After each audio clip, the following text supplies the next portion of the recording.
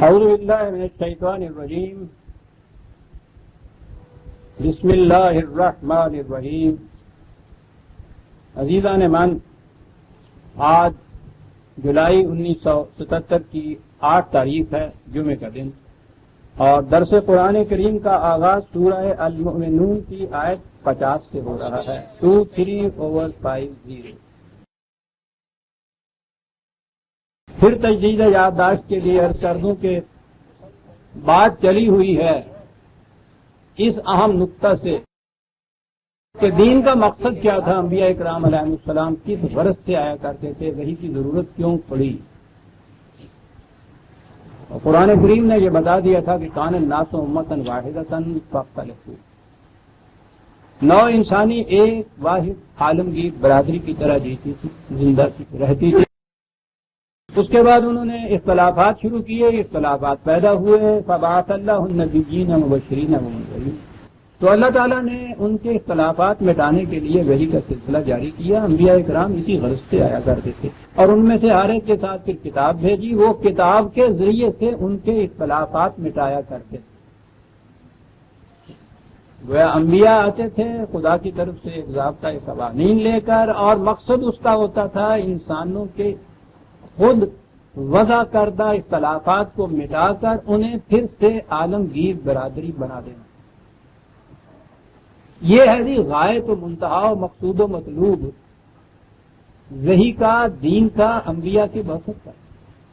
اور قرآن کریم نے اس کے بعد پھر یہ جو انبیاء کرام کی داستانوں کا سلسلہ، اقوام سابقہ کی سرگزشتیں یہ بیان کی، تو اس میں اہم بات یہی تھی کہ اس خاص دور میں اس اختلاف کی نوعیت کیا تھی۔ اختلاف کے یہ معنی نہیں تھے کہ مناظرے ہوتے تھے، بلکہ یہ کہ وہ انسانوں کو انہوں نے مختلف امتوں میں بانٹ دیا، مختلف قوموں میں، مختلف قبیلوں میں، گروہوں میں، خاندانوں میں، پارٹیوں میں، ان میں تقسیم کر دیا۔ تو ہر نبی کے زمانے میں یہ جو انسانیت گروہوں میں بڑھ جاتی تھی، اس کی ایک خاص وجہ ہوتی تھی، اس تقسیم کی بنیاد کچھ ہوتی تھی، اس بنا پہ وہ بڑھتی تھی، اور وہ نبی خاص اس بنا کو، اس بنیاد کو مٹانے کے لیے آتے تھے۔ کہیں نسل کی بنیاد کے اوپر وہ بڑھتے تھے، کہیں قبائلی بنیاد پہ بڑھتے تھے، کہیں طبقاتی تقسیم پیشوں کے اعتبار سے بڑھتے تھے، کہیں وہ جاگیرداریوں اور مزارع اور کاشتکاروں کی تقسیم جو تھی اس کی بنا پہ بڑھتے تھے۔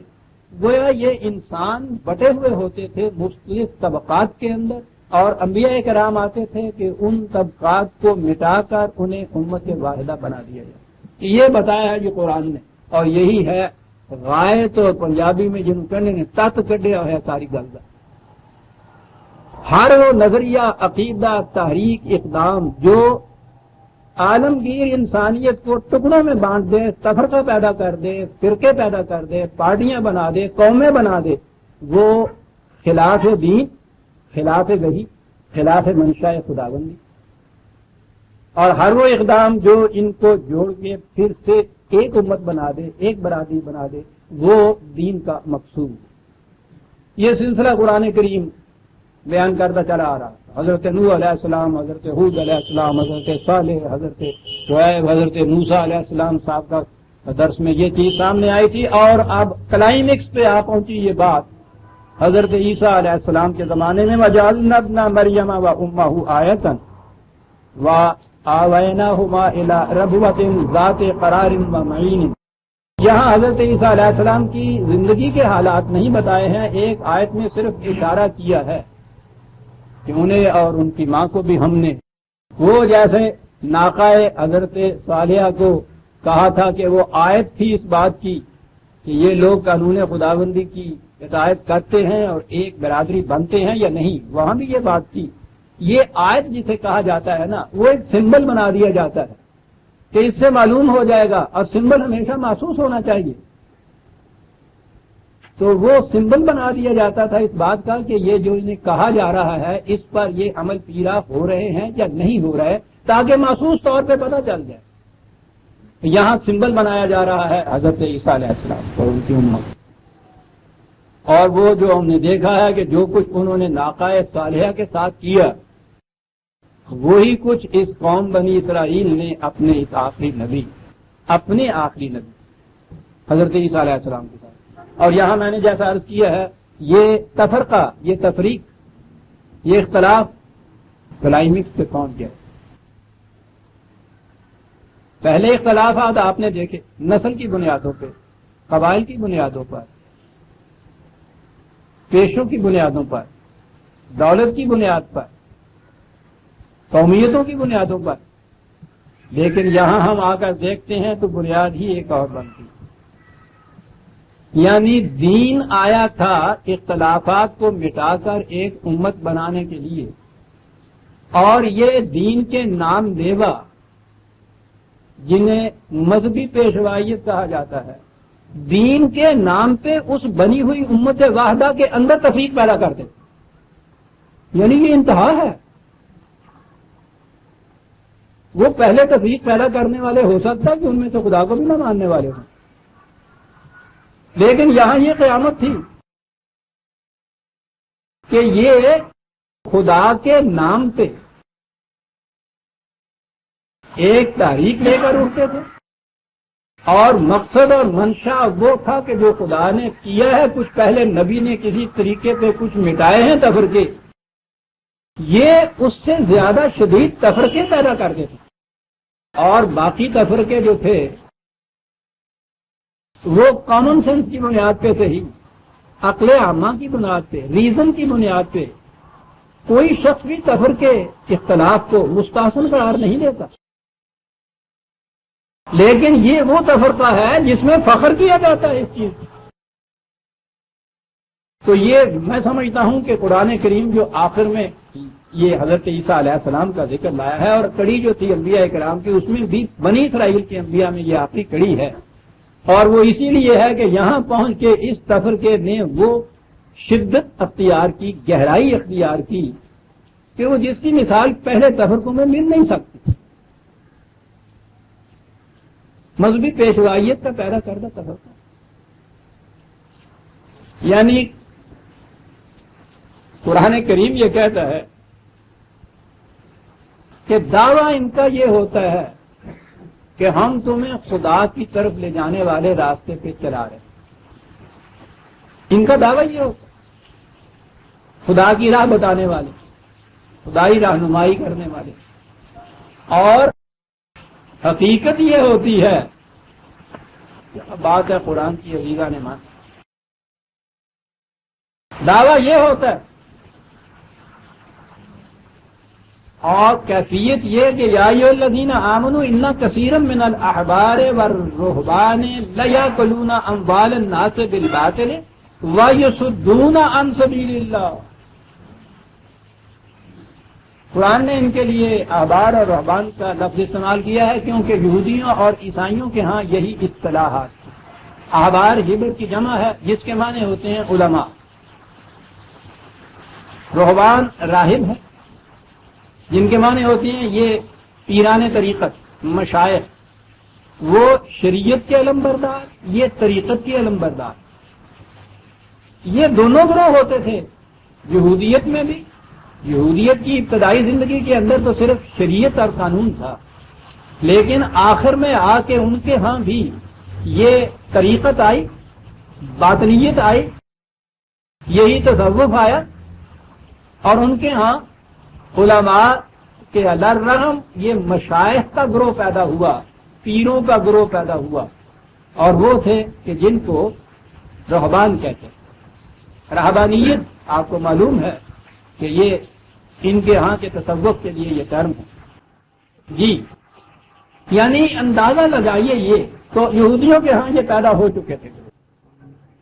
عیسائیت میں جب یہ چیز آئی تو یہ جسے آپ علماء کا گروہ کہتے ہیں، احبار جنہیں آپ کہتے ہیں، انہوں نے تو ایک پوری گدی سنبھال لی. وہ جو ہیکل سلیمانی چلا آ رہا تھا وہ تو اس زمانے میں اسلامی مملکت کا کیپٹل تھا،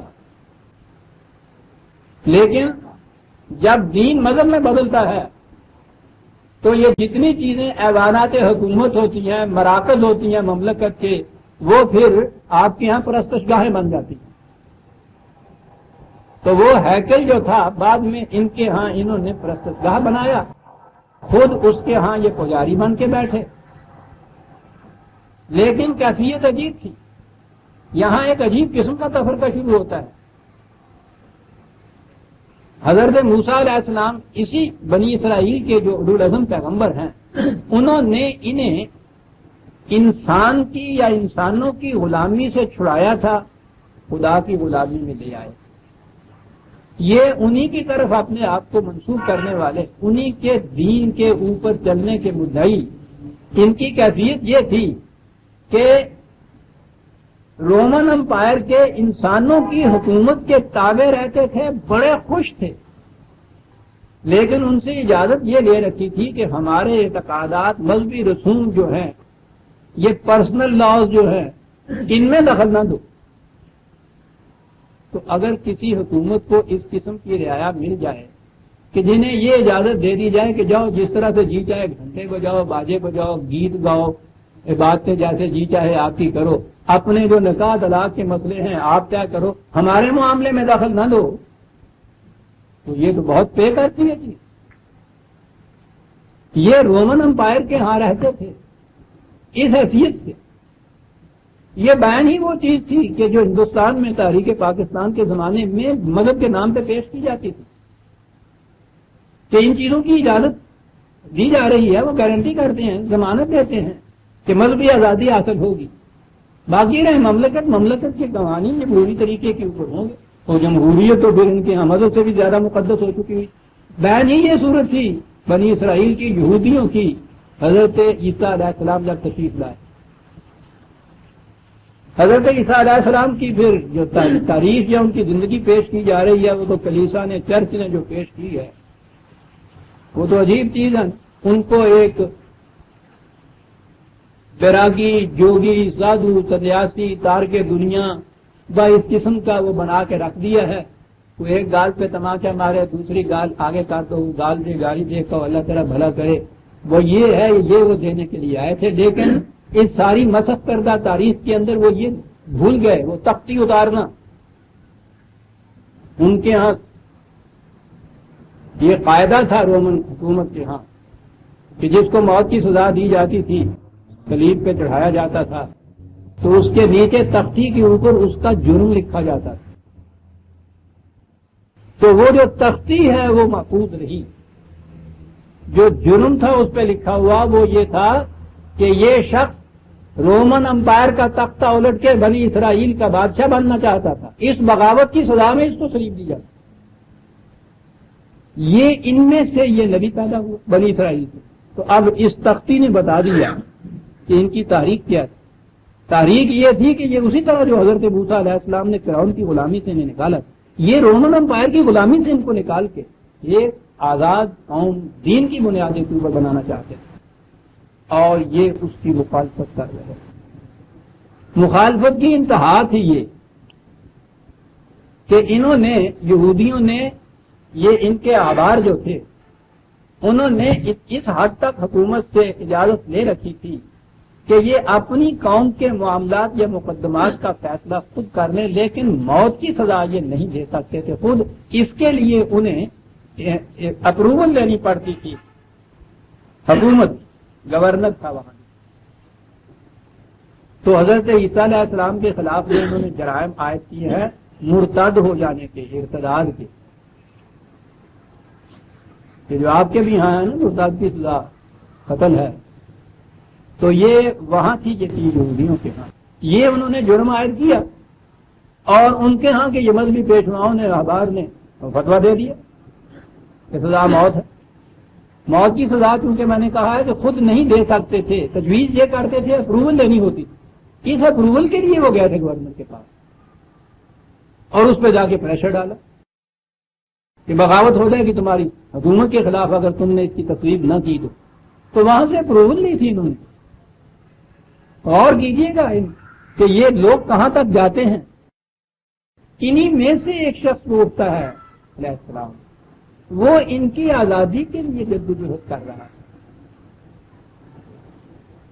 ان کو غلامی کے جوئے سے نکال رہا، یہ ایک غیر قوم کی معصومیت میں زندگی بسر کر رہے ہیں، لیکن یہ اس کے خلاف اٹھتے ہیں اور اس حد تک چلے جاتے ہیں کہ وہ ان کے حوالے کر دیے جاتے ہیں۔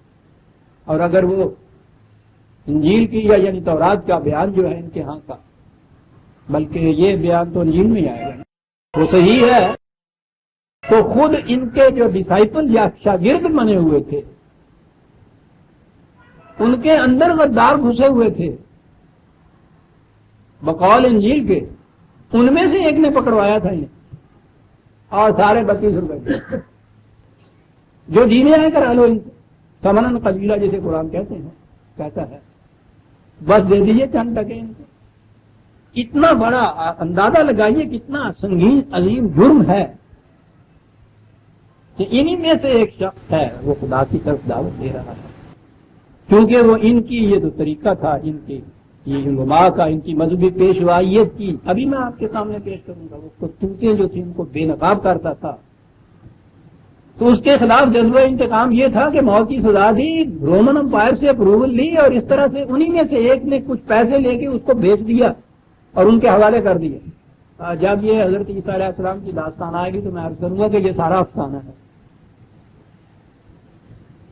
وہ اس سے پہلے ہی وہاں سے ہجرت کر گیا لیب کے اوپر اندازہ۔ بہرحال بات میں یہ کہہ رہا تھا کہ یہ دعویٰ ان لوگوں کا یہ ہوتا ہے کہ ہم خدا کی طرف رہنمائی کرتے ہیں تمہاری، اسی لیے دنیا پیچھے لگتی ہے۔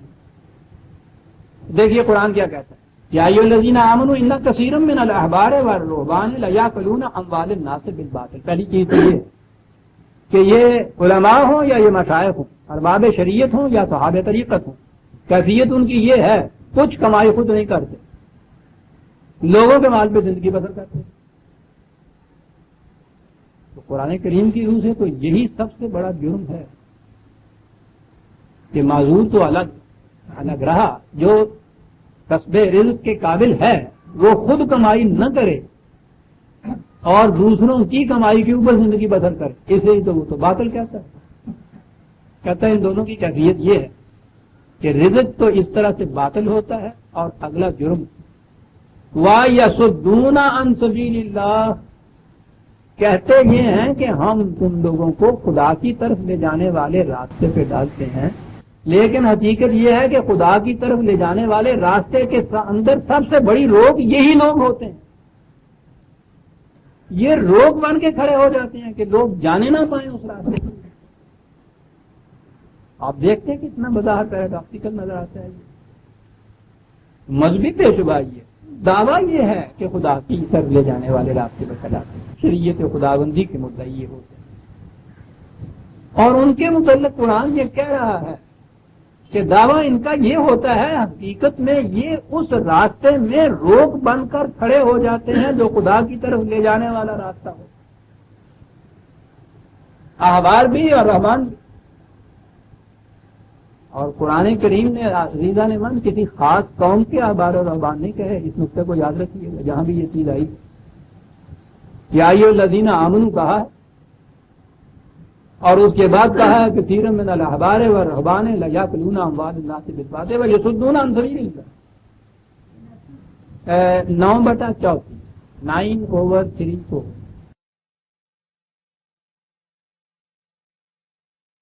دیکھیے ایک ہی آیت میں ایک سانس میں کیا کیا وہ گنا گیا ہے ان دونوں کے متعلق۔ ایک تو یہ کہ خود کمائی نہیں کرتے، دوسروں کی کمائی کی ذمہ داری۔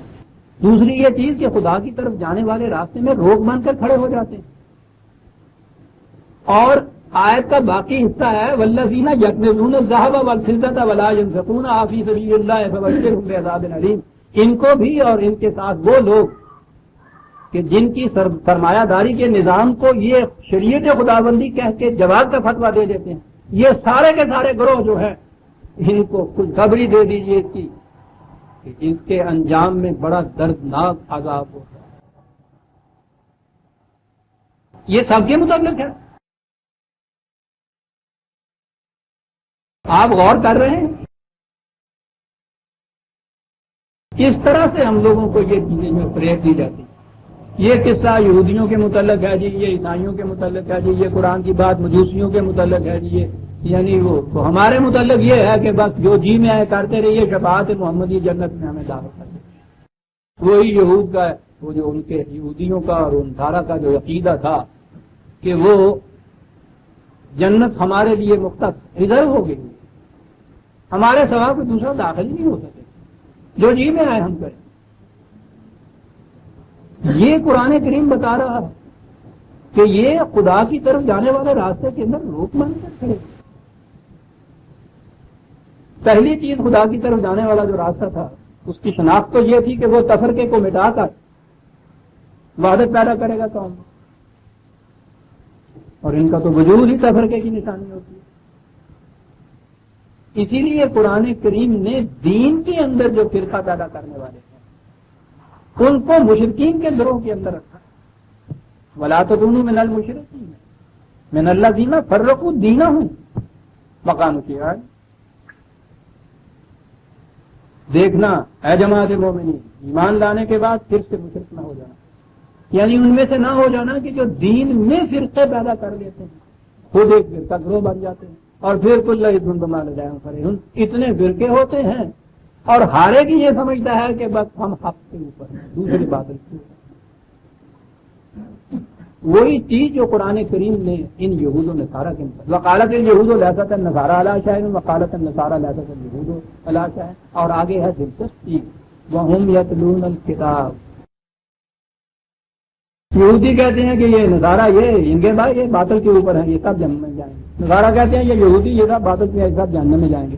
کہا اور تماشا دیکھیے کہ دونوں کہتے ہیں کہ ہم خدا کی کتاب کے پیرو، اور خدا کی کتاب کے متعلق قرآن نے کہا ہے کہ اس کے خدا کی طرف ہونے سے دلیل کی کا ثبوت اور دلیل یہ ہوتی ہے کہ اس میں اختلاف نہیں ہوتا۔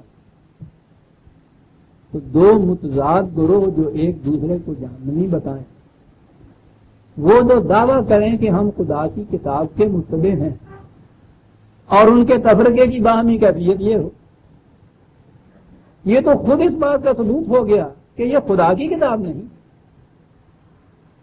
اور دوسری جگہ اس نے بتا دی فَوَيْلٌ لِّلَّذِينَ يَكْتُبُونَ الْكِتَابَ بِأَيْدِيهِمْ ثُمَّ يَقُولُونَ هَٰذَا عِندِي۔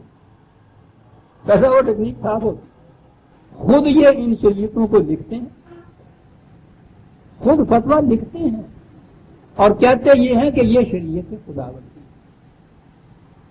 پائے کے لیے کرتے ہیں یہ تھرو بھائی سمجھ نہیں سکتے تاکہ چار پیسے مل جائیں۔ مانا آپ دیکھ رہے ہیں قرآن کیا کہہ رہا ہے۔ یہ جو تھی یہ کرائسس جسے میں نے کہا ہے، یہ حضرت عیسیٰ علیہ السلام کے زمانے میں آ کر یہ کلائمیکس پہ پہنچ گیا تھا۔ یہودیوں کے پروٹیکشن مل گئی ہوئی تھی ان کو رومن امپائر، اس میں ان کی محکومی میں رہ رہے، ہیکل کو انہوں نے گڑھ بنا رکھا تھا، مرکز بنا رکھا تھا اپنی قوت کا۔ حضرت عیسیٰ علیہ السلام سے یہ قرآن کریم میں تو یہ تفاصیل نہیں ہے، لیکن عجیب بات ہے کہ ان کے ہاں کی تورات یا انجیل دونوں ہی بالکل محرف ہیں، وہ تو اصلی ہے نہیں، لیکن تحریف جس میں ہوئی ہو کچھ باتیں تو اس میں رہ جاتی ہیں نا۔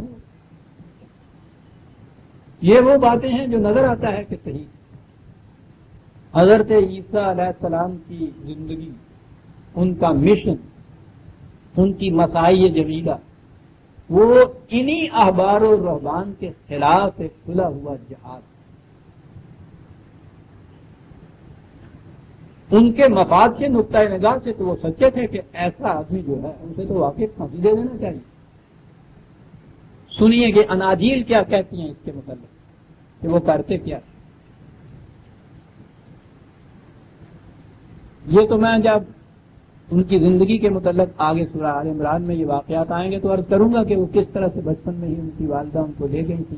یہ جو یہاں ہے نا کہ وہ آویناہما الی ربوۃ ذات قرار و معین، کہ ان بچے جو اور اس کی والدہ جو تھی ان یہودیوں سے ان کو بچانے کے لیے انہیں وہاں سے منتقل کر دیا، وہ چلے گئے یہاں سے، اور فلسطین کی سرزمین سے چلے گئے تھے۔ وہ تاریخ یہ بتاتی ہے کہ وہ مصر میں جا کے کہیں وہ بیچارے گمنامی کی زندگی یہ بسر کرتے رہے، وہ حضرت مریم کے شوہر یوسف نجار بھی اور یہ بچہ بھی جو پیدا ہوا، چلے گئے یہاں سے۔ وہ میں پھر بتاؤں گا کہ یہ کیوں خوف تھا ان کو حضرت مریم کو اور کیوں یہاں سے گئیں، لیکن بہرحال وہاں چلے گئے جہاں قرآن نے کہا ہے۔ میں نے یہ لفظ چونکہ ربوا آ گیا تو آپ سمجھتے ہوں گے کہ پتہ نہیں لاہور اسٹیشن سے ٹکٹ لی انہوں نے کہ ربوے جا پہنچے ہوں گے۔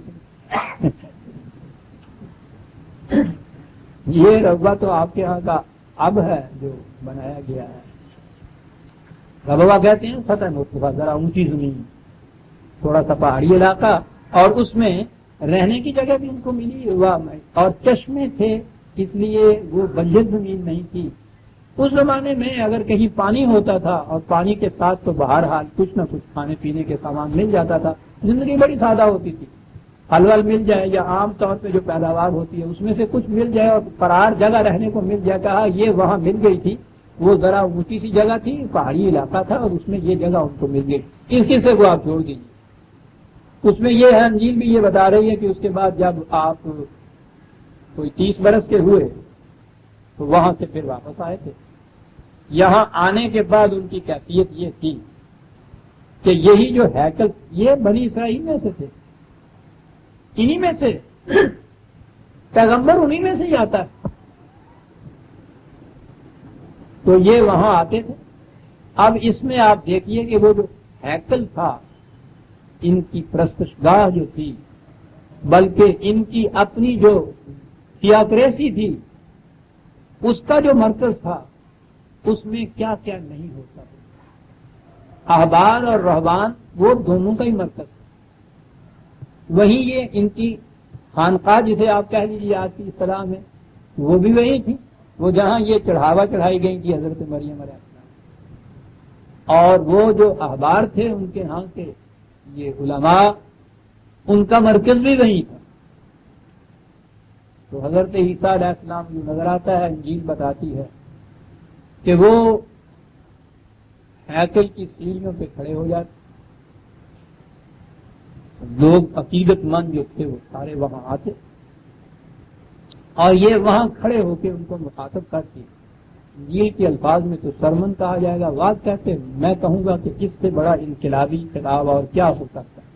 وہاں کھڑے ہوتے اور سامنے یہ احبار و رہبان جو تھے وہ اور ان کے نمائندے ہیکل میں ہوتے، اور یہ وہاں کھڑے ہو کے پکار کے کہتے، اے ریاکار فقیہ ہو اور فریسی ہو۔ یہ ہوتا ہے کہ انقلابی کس مقام پہ کھڑے ہیں ذرا سوچیے صحیح۔ یہ سارے آنے والے ان کے اتنے بڑے عقیدت مند ہیں، ان میں یہ فقیہ جو ہیں یہ تو احبار ہو گئے، اور یہ فریسی جو ہیں یہ ان کے ہاں کے رہبان، دوکی بھی کہلاتے تھے، فریسی بھی کہلاتے تھے۔ تخاطب اندازہ لگائیے، ادھر وہ موجود ہیں جن کو اختیارات اتنے حاصل ہیں کہ موت سے بڑے تو ہر سزا خود دے سکتے ہیں، اور موت کے لیے صرف ان کو اپروول لینے کی ضرورت ہے۔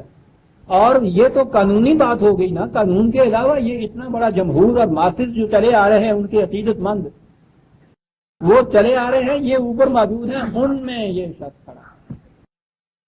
یہ ہوتا ہے نبی عزیزان من۔ اے ریاکار فقیہ اور فریسی ہو، تم پر افسوس ہے۔ ابھی میں نے قرآن کی آیت پڑھی کہ دعویٰ ان کا یہ ہے کہ خدا کی طرف جانے والے راستے کی طرف لے جاتے ہیں، اور عمل یہ ہے کہ اس راستے میں روک بن کے کھڑے ہوتے ہیں۔ اے ریاکار فقیہ اور فریسی ہو، تم پر افسوس ہے کہ آسمان کی بادشاہت لوگوں پر بند کرتے ہو،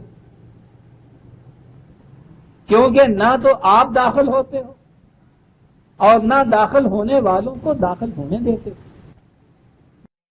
یہ سب دور عن سبیل اللہ، ظاہر ہے کہ جو راستے میں روک بن کے کھڑا ہوا ہو وہ نہ تو خود وہاں اندر پہنچا ہوا ہوتا ہے اور نہ کسی اور کو جانے دیتا ہے۔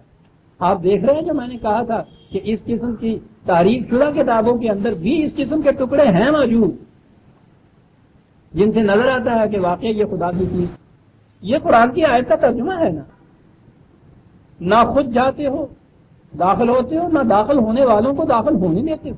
اے ریاکار فقیہ اور فریسیو، تم پر افسوس ہے کہ ایک مرید کرنے کے لیے تری اور خشکی کا دورہ کرتے ہو، اور جب وہ مرید ہو چکتا ہے تو اسے اپنے سے دگنا جہنم کا فرزند بنا دیتے ہو، دورے کر کر کے لوگوں کو مرید کرتے، اور جب وہ مرید ہو جاتا ہے اپنے سے دگنا، یعنی تم تو ہو ہی جہنمی، اپنے سے دگنا جہنم کا فرزند اس کو بنا دیتے۔ اس طرح عزیزہ نے من نے عرض کیا ہے کہ یہ اگرچہ محرف ہے انجیل، حضرت عیسیٰ علیہ السلام جو ہے ان کے جو خطابات ہیں، جو سرمن ہیں، ان کا انداز اس زمانے کا نظر آتا ہے تمثیلی انداز، اور بڑی خوبصورت مثالیں ہیں، تمثیلات، استعارات ہیں، بات ہی ساری وہ اس میں کرتے۔ ایک اصطلاح دیکھیے، اے اندھے راہ بتانے والوں، کیا بات،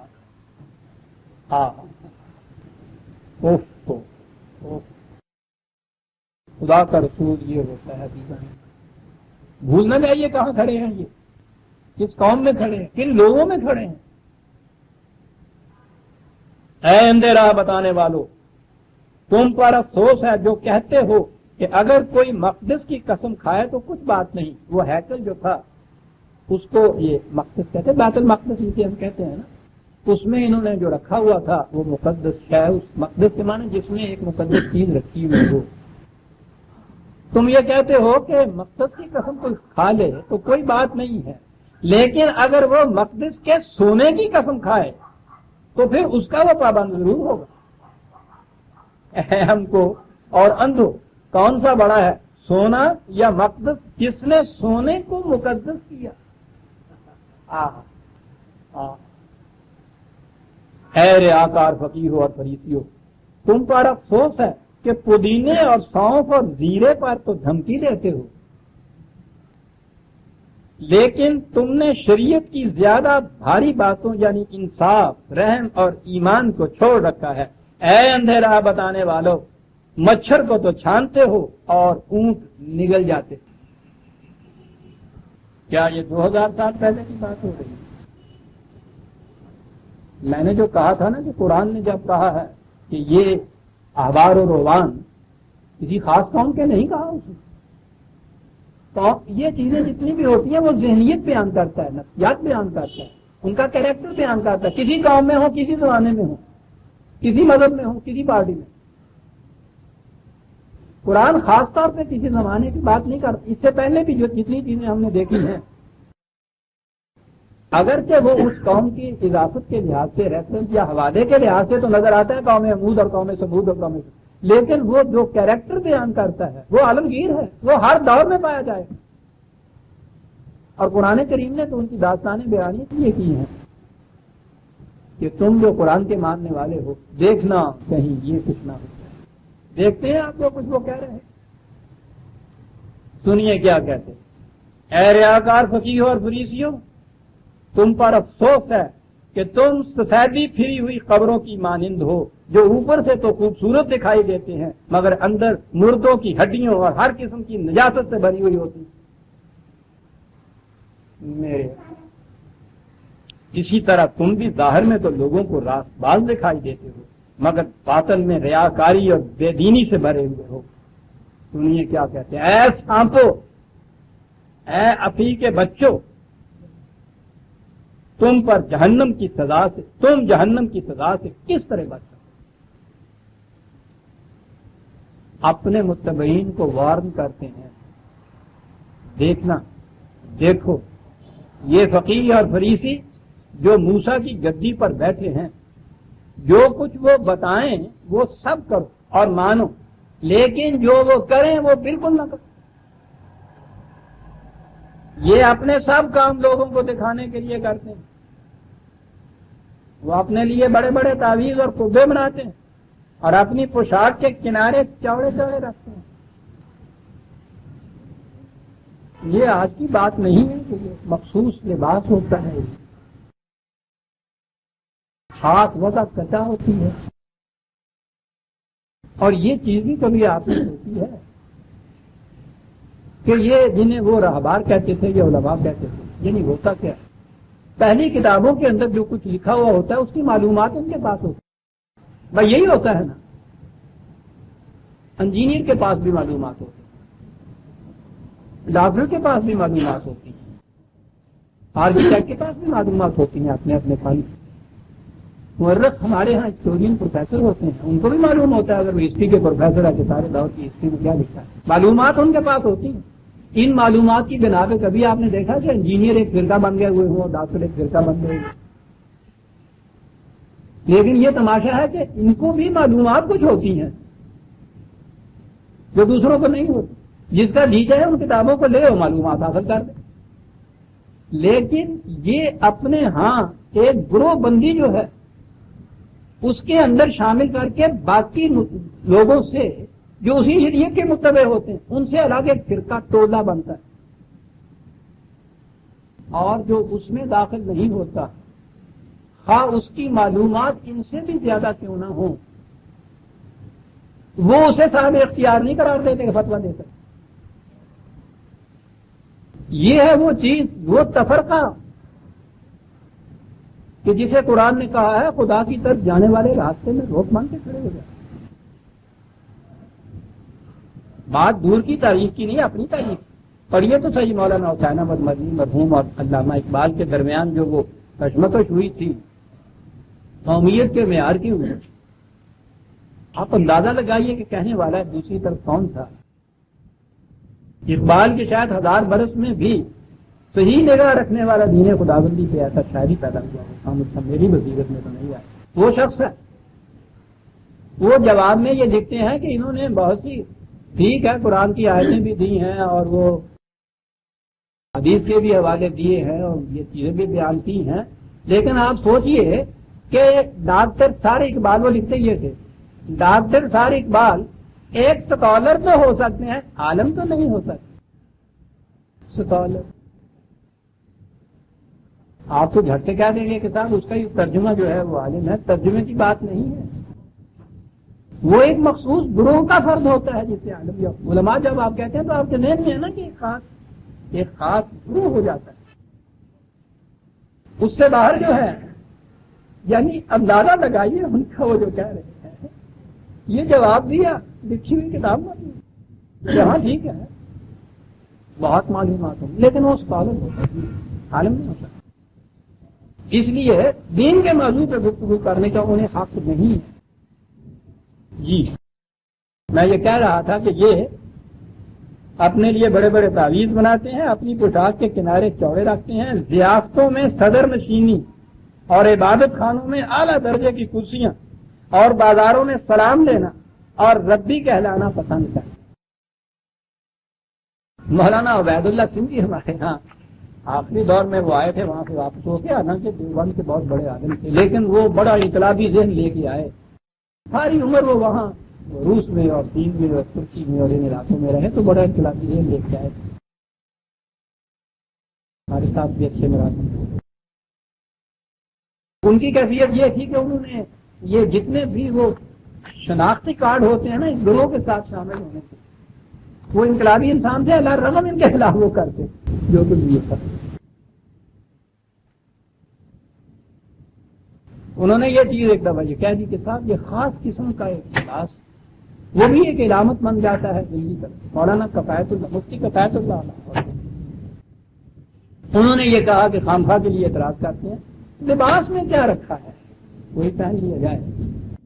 انہوں نے جواب دیا کہ مجھے خوشی ہوئی مفتی صاحب نے یہ فرمایا ہے، تو میں عرض کروں گا کہ اگلے جمعے میں جب یہ آئے تو مفتی صاحب نیکر پہن کے سر پہ ٹوپ رکھ کے آئے ذرا مسجد میں۔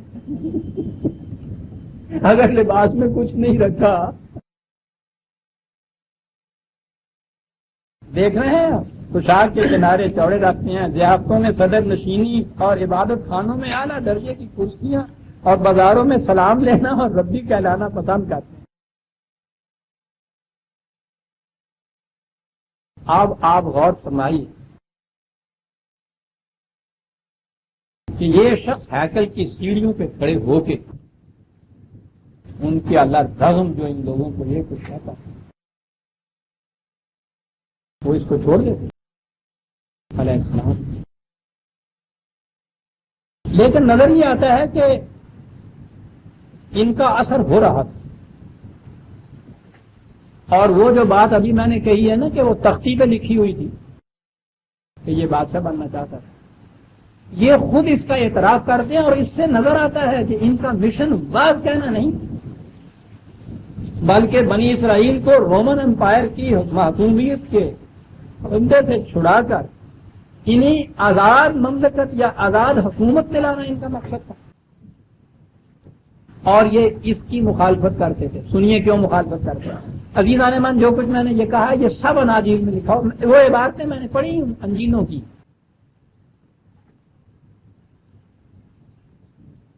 چار انجیلیں تو وہ ہیں جن کو یہ انہوں نے چن کے رکھ لیا ہوا ہے. یہ انجیلوں کی کہانی بھی بڑی عجیب ہے. ابھی وقت آئے گا میں آپ کو عرض کروں گا، یا اب تھوڑا سا وقت اور رہ گیا. وہ کتاب جو میری ہے آسمانی کتابوں کی کہانی، اس میں میں نے دنیا کے سارے مذاہب کی مبینہ آسمانی کتابوں کی کہانی لکھی ہے، کیسے بنی، کن مراحل سے گزری، آج ان کا کیا حال ہے، اور کیا ان کتابوں کے ماننے والے یہ دعویٰ کرتے ہیں کہ یہ اوریجنل کتاب ہے جو ان کو نبی کو ملی. یہ ساری کہانیاں میں نے اس کتاب کے اندر لکھی. اس میں آپ کو ملے گا کہ یہ چار کتابیں انجیل کی کیسے بنی تھی. تو 300 سے قریب تھی یہ جن کے متعلق دعویٰ تھا کہ یہ اوریجنل، اور کونسل ہوئی تھی ان کی ایک نیکیا میں، اور اس میں فیصلہ ہی نہیں ہو. ارے صاحب، فیصلہ ٹوپی کا رخ کدھر ہونا چاہیے اس کا فیصلہ نہیں ہو سکتا. 300 کتابوں میں سے یہ فیصلہ کرنا، اور وہ سارے وہاں موجود تھے. تو وہ تو غنیمت تھا کہ وہ بادشاہ تھا کنسٹنٹائن جسٹینین. اس نے یہ فیصلہ آخر میں دیا کہ یہ تو کسی طرح سے بات ہو ہی نہیں سکتی تھا. اس نے یہ فیصلہ دیا کہ جاؤ یہ فیصلہ خدا پہ چھوڑو. میزوں کے اوپر وہ کتابیں چن لی اور کہا کہ صبح آ کے دیکھیں گے کہ ان میں کوئی تبدیلی ہوئی ہے. وہ تبدیلی روح الامین کی طرف سے ہوئی تھی. تو ان میں سے 4 کتابیں نیچے گری ہوئی تھی. کہا کہ یہ ہے اصلی بھی. آج یہ 4 انجیلیں نہیں وہ آتے ڈگریاں بھی آج میں جاؤں گا. آج کل ڈگری لینا چاہیے. باہر ایک انجیل اور وہ بچ گئی، انجیل برنماس. اس کی بھی کہانی اس سے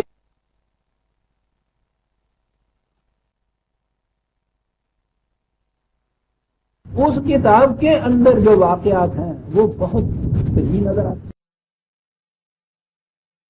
برنباس خود ان کے ہاں کا وہ ایک شاگرد یا حواری، یہ ان کی ہے. باہر یہ ان کی ان انجیلوں میں تو یہ بات نہیں ہے. سنیے اندر ہوتا کیا تھا کہ جسے یہ مذہب یا پیشوائیت یا دین بنائے ہوئے ہوتے ہیں، کیفیت کیا تھی. تب ان لوگوں نے کاہنوں کے سردار کے ساتھ مشورہ کیا.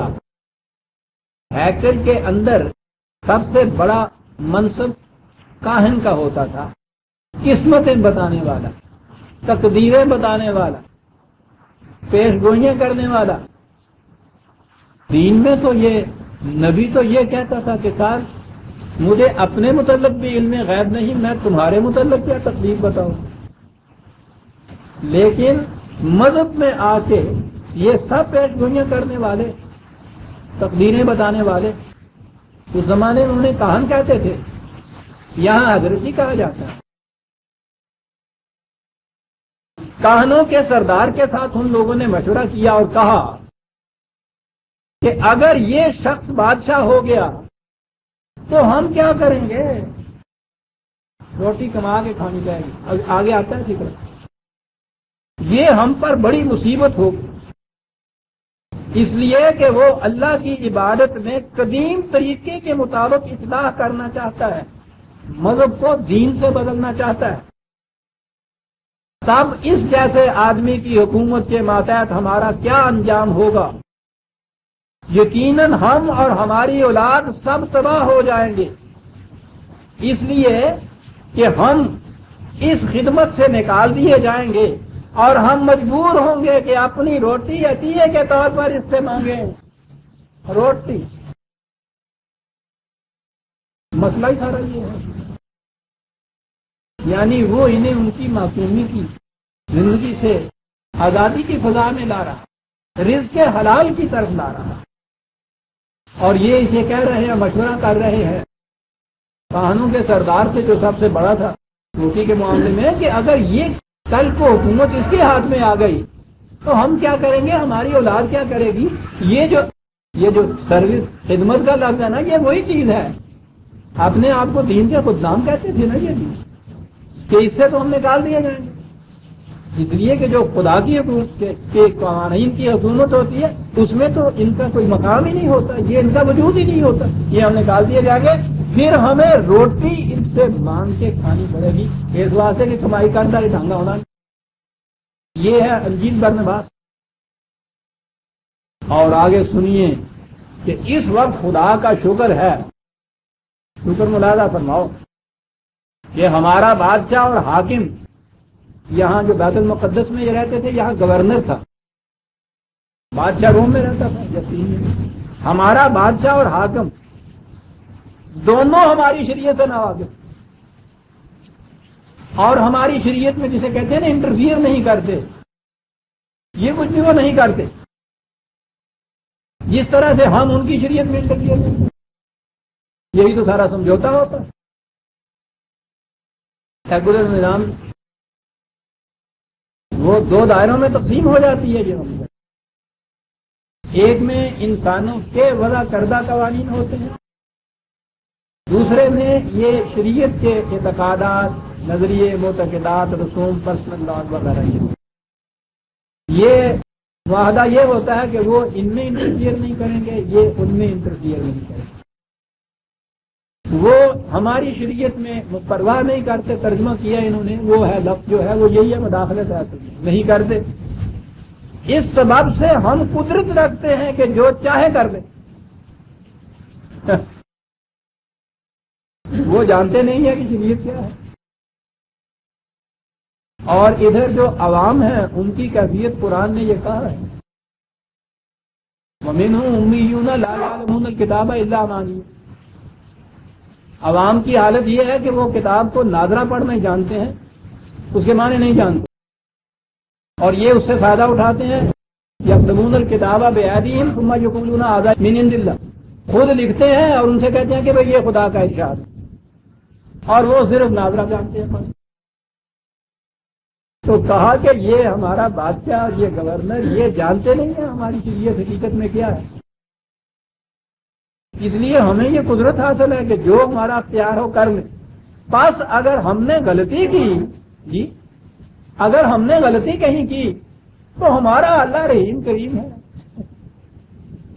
اس سے تو معافی لے لیں گے، تو معافی نہیں ملنی، ایک آلو دے دیں. وہ ہمارا اللہ رحیم کریم ہے. قربانی اور روزے کے ساتھ اس کا راضی کر لینا ممکن ہے،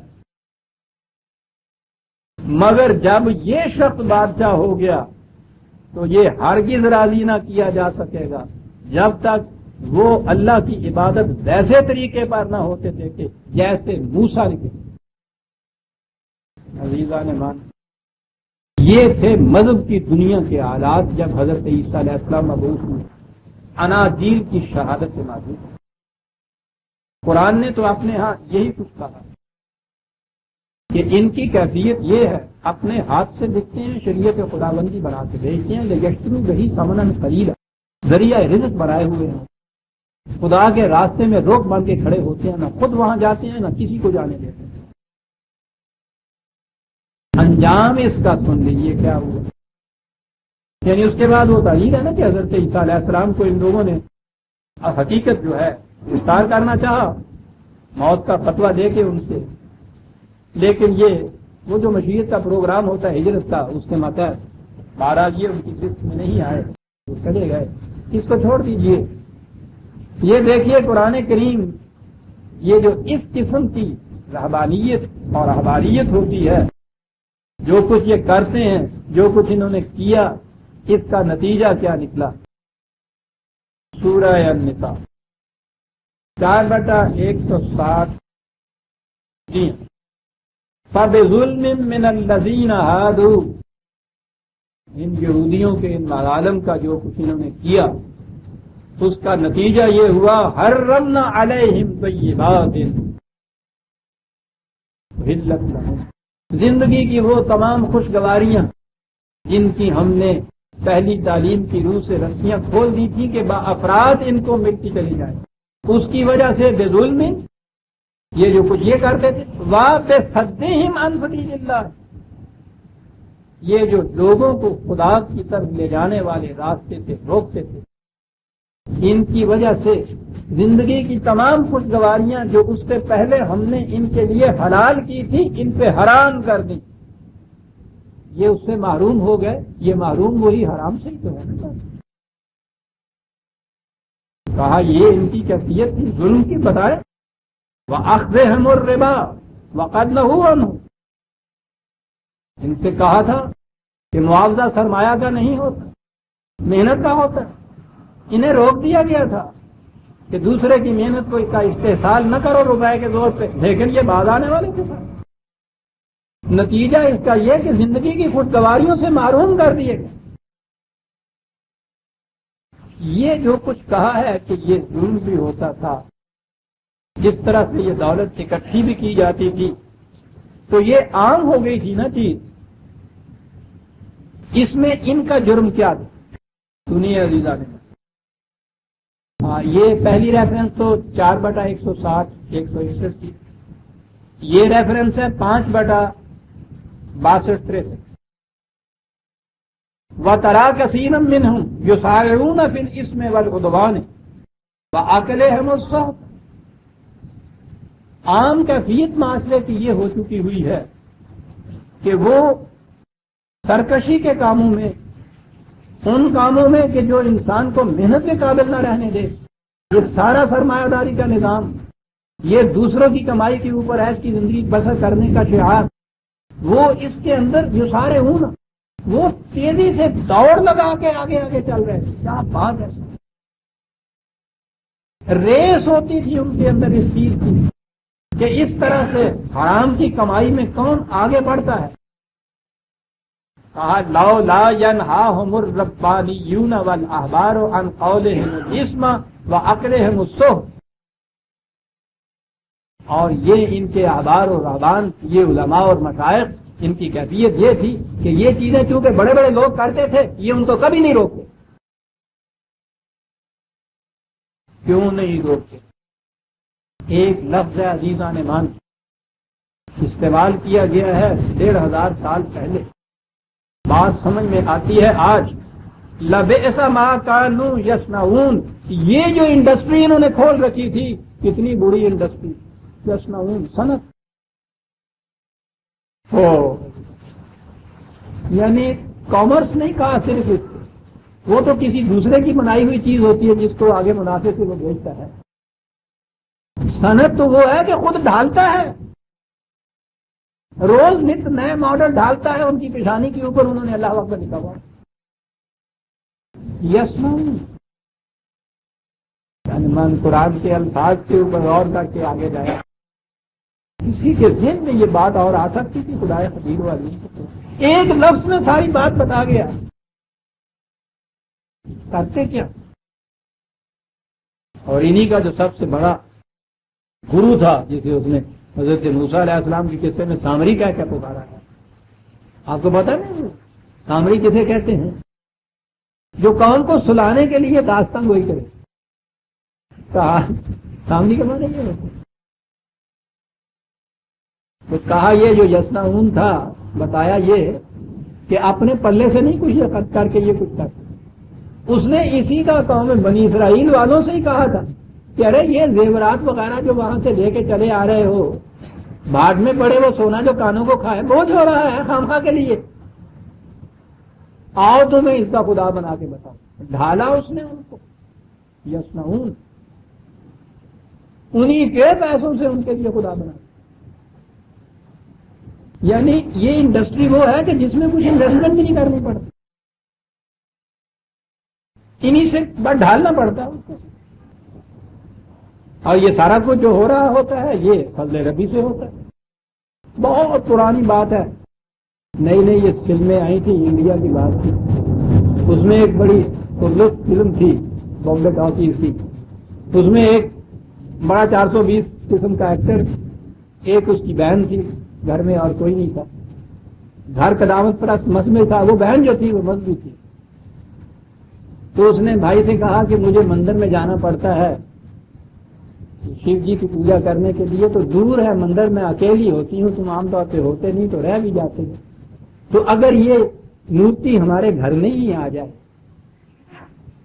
تو بہت اچھا ہو، میں تکلیف سے بات جو تو ان کے ہاں تو وہ ہوتا ہے نا کہ مورتی گھر میں رکھ لیتے ہیں، کہنے کہ بہت اچھا ہے، میں لا دوں گا تمہیں، بہت اچھا۔ وہ ایک دن اس نے دیکھا مندر میں پجاری کوئی نہیں تھا، بڑا خوبصورت سونے کی مورتی چرا کے لے آیا، وہ آ کے اس نے دیکھا کہ اتنی خوبصورت ہے، اس نے سمجھا قیمتی بھی ہے، کہا کہ بھائی جی یہ تو بڑی چنگی مورتی ہے، یہ کنے نہیں لے آئے ہو تھی؟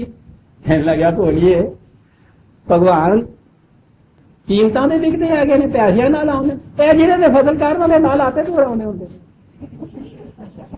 تو بولیے بھگوان کے تو دھاتیاں کے مول لکھتے ہیں کہ نہیں جنہیں تو فصل کر نہ لاتے تو آنے۔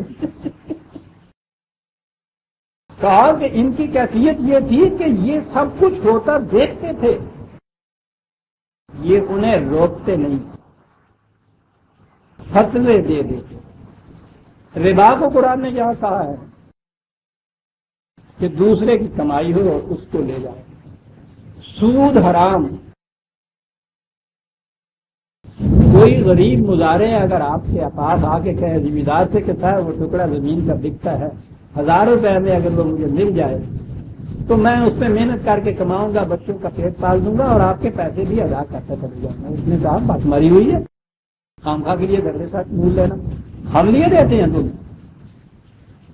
اس نے کہا جی 1000 روپے آپ دے دیں گے تو 12 میں اس کے اوپر 5 روپے سینکڑا بھی دے دوں گا۔ کہنے لگے نہیں، سود تو حرام ہے، یہ بات تم نے کیا کہہ دی، بالکل حرام ہے وہ، ٹھیک ہے 1000 روپے میں وہ ٹکڑا دے کے دے دیا۔ کہا یہ بٹائی پہ لے لو نا تم، کرو محنت، 1000 روپے کے اوپر تو 50 روپے ساتھ میں ملنے تھے، اور یہ جو بٹائی پہ تھی تو آدھی پیداوار گھر لے گئے، پورا جو انویسٹ کیا تھا وہ کھڑا ہے، بلکہ اس کی قیمت کچھ اور بڑھ رہی ہے زمین کی۔ اس کا نام ربا نہیں مزارعت ہے، اور یہ حلال ہے۔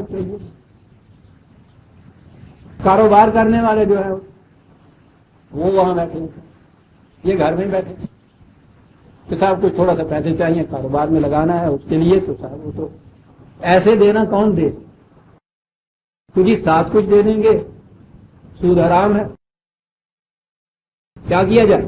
ٹھیک ہے بھائی ہم یہ دیتے ہیں اس کاروبار کے نفے کے اندر ہمارا حصہ ہو جائے گا، کاروبار میں ہمارا حصہ، یہ گھر میں بیٹھے ہیں یہ مل رہا ہے، سود نہیں، ربا نہیں، یہ مضاربت۔ قرآن کہتا ہے، یہ دیکھنا آپ کہ ربا کے متعلق ان سے کہا تھا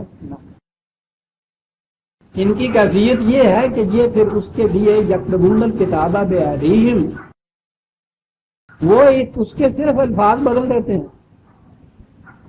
خود لکھتے ہیں اس فتوے، ثم یقولون ھذا من عند اللہ، یہ ہے شریعت خدا بندی۔ آپ حیران ہوں کہ سود کا لفظ استعمال کیجیے تو وہ حرام ہے، یہ ساری شکلیں جتنی بھی ہیں یہ شریعت کی نہیں سے یہ حلال ہے۔ قرآن کہتا ہے کہ یہ جو ان کے اوپر یہ کہتی ہے جس کے بعد ہوئی کہ محروم کر دیے گئے زندگی کی ساری خوشگواریوں سے، وہ یہ صنعت کاریاں تھیں ان کی جس کی وجہ سے یہ کچھ وہ یہ کچھ کرتے تھے، یہ اس کے جائز اور حلال ہونے کے فتوے تھے۔ وہ جو تھوڑی بہت کھٹک دل میں ہوتی ہے کہ بہرحال یہ ایک ناجائز دولت آ گئی، یہ ناجائز پیسہ ہے، وہ کھٹک بھی دل میں سے پھر دور ہو جائے، اور جب عزیزان من کسی برائی کی کھٹک دور ہو جائے دل سے تو پھر اس کو کوئی نہیں روک سکتا۔ انبیاء اکرام علیہ السلام کو کہا کہ یہ اس طرح سے ان کے اوپر زندگی کی حلال خوشگواریاں حرام ہو۔ یہ انسان کی بھول ہے، غلط فہمی ہے، جو یہ سمجھتا ہے کہ اس قسم کی کمائیاں جو ہے اس سے بڑی افراد سے ایس سامانیاں ملتی ہیں، یہ غلط ہے۔ یہ تو وہ سرخیاں ہوتی ہیں چہرے کی۔ اب تو اقبال نے یہ کہا تھا کہ یا غازہ ہے یا بادہ ہے مینا کی کرامات، ساغر و مینا کی کرامات، لیکن اس سے پہلا ایک اور کرامات ہوتی ہے۔ دلی میں ہم تھے، یہ جو شریف خانیوں حکیموں کا خاندان تھا نا، یہ ڈاکٹر حکیم اجمل خان وغیرہ بڑے مشہور خاندان تھے، مغلیہ زمانے کے یہ چلے آتے تھے۔ جس حکیم کو ان کے ہاں دیکھیے صاحب بالکل زعفرانی شگرفی رنگ ان کا، کیفیت یہ مجھے اب تک یاد ہے۔ حکیم بھورے خان یا بھورے میاں ان میں سے ایک تھے، شملے میں بتایا گیا سردی کے زمانے میں، برف باری کے زمانے میں شملے کی مال روڈ کے اوپر وہی ململ کا کرتا پہنے ہوئے اور پیشانی سے پسینہ پوچھتے ہوئے اور چلے جا رہے تھے۔ یہ کیفیت ہوتی تھی، اور کوئی بھی ان میں سے 50 برس سے زیادہ نہ کیا۔ یہ ساری سرخیاں، رنگینیاں اور یہ قطرات جو تھے وہ کشتوں کا نتیجہ۔ کشتہ خود نہیں مرتا، وہ تو مارتا، کشتہ تو یہ ہوتے ہیں۔ انہوں کیا کہ اپنے آپ بھول کے آگے بھی نہیں کشتہ ہو، سنکھیے کہ کشتہ وہ جو تھا سنکھیے کا کشتہ، اس سے وہ مرتے تھے، زندگی کی کچھ گواریاں حرام ہوتی تھی۔ اقبال نے بھی بتایا ہے ان کو کہ تم کون سے کشتے کے مرے ہوئے، باقی نہ رہی تیری وہ آئینہ ضمیری، اے کشتہ سلطانی ہو ملائی ہو پیری، اے کشتہ۔ وہ تو اچھا ہے سینکیے کے کشتے سے مرنے والا، عذاب سے تو چھوٹ جاتا ہے،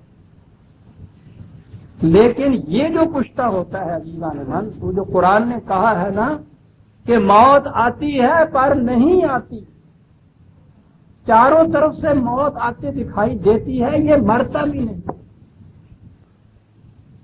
میں نے چاہا تھا کہ اندوہے وفا سے چھوٹوں، اندوہے وفا سے میں چاہا تھا کہ اندوہے وفا سے چھوٹوں، وہ ستمگر میرے مرنے پہ بھی راضی ہیں۔ اے کشتہ سلطانی ملائی ہو پیڑ، کہاں حرام ہو جاتی ہیں زندگی کی خوشگواریاں اس قوم کی جو کشتہ سلطانی و ملائی و پیری ہوتا ہے۔ اسی لیے کہا یا ایھا الرسل کلوا من الطیبات،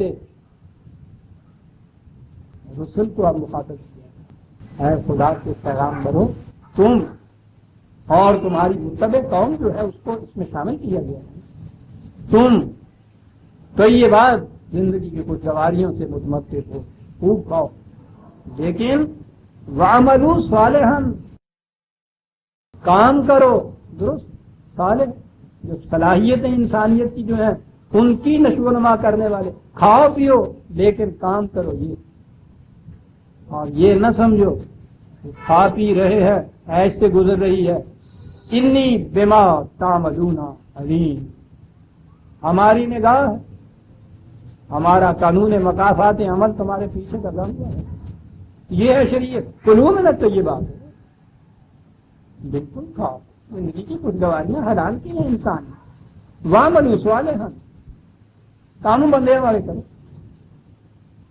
پھر ستے خیروں میں بات چلی تھی عزیزان من، کان الناس امۃ واحدۃ، دو انسان ایک امت واحدہ، فاختلفوا، انہوں نے اختلاف کیا، فبعث اللہ النبیین مبشرین، خدا نے سلسلہ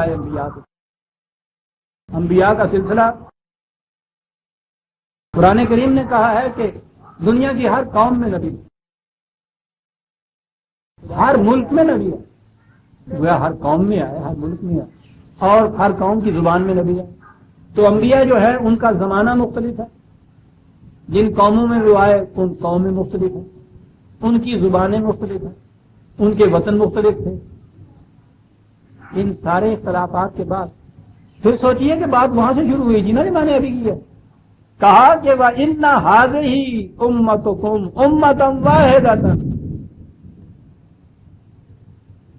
جن نسبتوں سے یہ انسانیت کی برادری میں اس قدر یہ تفرقہ پڑتا ہے، اختلافات پڑتے ہیں، یہ بٹ جاتی ہے گروہوں میں، خاندانوں میں، قبیلوں میں، نسلوں میں، وطنوں میں، یہ سب چیزیں تمہارے ساتھ تھیں، لیکن اس کے باوجود تمہاری یہ جو ایک امت ہے، امت واحدہ ہے، کس طرح سے رہی؟ انا ربکم، تم نے ایک رب کو رب مانا. تو یہ ہے عزیزان من معیار قومیت قرآن کے لیے. بات تو قرآن کے ایک ایک لفظ سے حل ہو جاتی ہے. ان تمام اختلافات و افتراقات کی بنا کے باوجود جس کی بنا پہ یہ دنیا میں قومیں الگ الگ بنتی ہیں، وہ سب چیزیں موجود ہیں انبیاء کے اندر، لیکن اس کے باوجود وہ کہتا ہے کہ یہ امت تمہاری امت واحدہ. اور یہ کیوں تھی؟ وَأَنَا رَبُّكُمْ، ایک خدا کے قوانین کو اپنا ذاتہ حیات مانتے تھے، فَاتَّقُونَ، اور یہی تھا وہ قانون جس کا تم اتباع کرتے. یہ تمہاری تعلیم تھی. اور اس کے بعد پھر وہی سوال پیدا ہوا کہ تم تو یہ تعلیم دے کے جاتے. ہر نبی نے یہ تعلیم دی عزیزان مان کہ یہ تفرقے یہ سارے کے سارے دین کے خلاف ہی تھی، امت واحدہ بننے. یہ وہ تعلیم دے کے جاتے تھے. تو پھر فَتَقَطَّعُوا أَمْرَهُمْ بَيْنَهُمْ زُبُرًا، اور انہی کے نام لیوا دوسروں سے الگ اپنا ایک ٹولہ بنانا تو ایک طرف، اپنے اندر تفریق پیدا کر لیتے تھے. ہو سکتا تھا کہ جیسا میں نے کہا کھٹک پیدا ہو کہ صاحب یہ چیز تو خدا کے دین کے خلاف، انبیاء کی باسط سے نقیص، یہ بالکل کفر. یہ ہو سکتا تھا نا پہلے کہ الگ الگ فرقہ بن گیا. کلو حزب بما لدیہم فرحون، کیفیت یہ ہے کہ ہر ایک ان میں سے دین سے برگشتہ ہو کر الگ الگ ٹولہ بناتا، ہر ایک مطمئن ہو کے مگن ہو کے بعد، مطمئن نہیں مگن ہے لفظ، مگن ہو کے بیٹھ جاتا ہے کہ بالکل صحیح راستہ شریعت کا جس کے اوپر ہم چلتے. ہر ایک ان میں سے مگن ہے.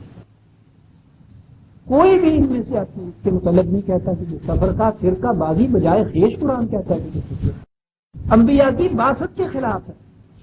یہ تو عزیزان من، میں تو ایک آیت قرآن کی آپ کے سامنے دیکھ چلا رہا.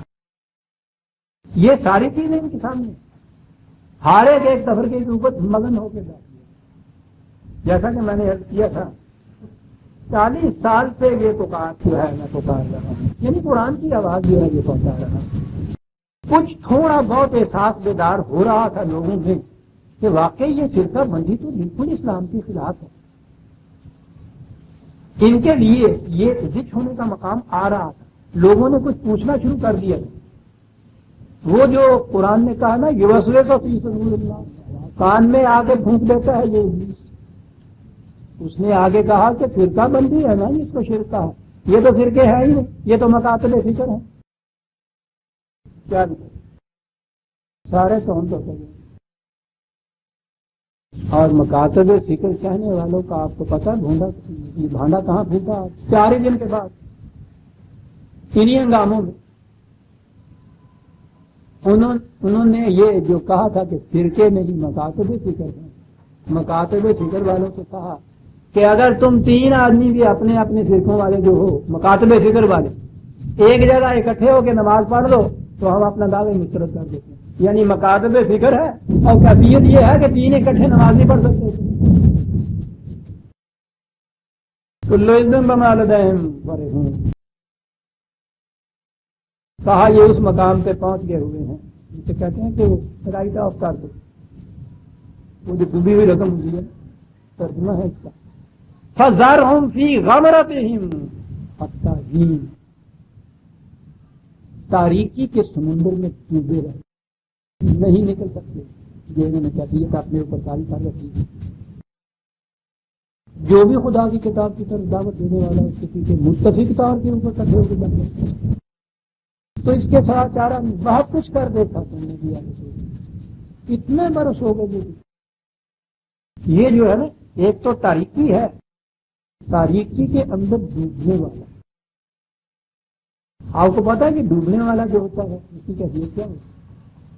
پانی کے اندر وہ ذرا غلوم ہوا باہر کی آواز تک سنائی نہیں دیتی. شفاف اگر مانی ہو، باہر روشنی ہو تو ہو سکتا ہے کسی حد تک گہرائی میں کچھ نظر تو آئے. تاریکی ہو اور پھر وہ ڈوبا ہوا، نہ آنکھیں کام کریں نہ کام ڈوبے ہوئے. جہاں بھی گروے غیر، بدن بھی گروے غیر. افسوس کے باقی نہ مکان ہے نہ مکی ہے. لیکن حتیٰ ہی کچھ زیادہ وقت نہیں اب لگے گا. اب ظہور نتائج کا وقت آ گیا. آیاسبون انما نمدہم بہ من مال و بنین، کیا یہ سمجھتے ہیں کہ انہوں نے یہ اتنی دولت اکٹھی کر لی، اتنا بڑا جتھا بنا لیا تو ہم ان کو اس قسم کی ہمکاریوں میں بڑھتے جانے دیں گے، بڑھتے جانے دیں گے. ٹھیک ہے ڈھیل دی جاتی لیکن اس کی بھی کوئی حد ہوتی. نثارے لوگ سے خیرات یہ سمجھتے یہ ہے کہ اسی طرح سے جتنا کچھ ہم اکٹھا کیے چلے جا رہے ہیں، کرتے چلے جائیں گے، کرتے چلے جائیں گے. کہا انہیں پتہ نہیں. جب تباہی آتی ہے تو ان راستوں سے آتی ہے بل لا یشعرون، جو ان کے وہم و گمان میں بھی نہیں ہوتا وہاں سے تباہی آیا کرتی. اور ان کے برعکس ایک دوسرا گروہ ہے، ان الذین هم من خشیۃ ربہم، وہ دوسرا گروہ بتایا. ان کی کیفیت یہ نہیں ہوتی، وہ عذاب سے بچتے ہیں. وہ کون سا گروہ ہے؟ سورہ المومنون کی آیت 56 تک آ گئے. عزیزان ایمان کتاباً آیت کو ہم سن لیں گے. ربنا تقبل منا انک انت السمیع العلیم.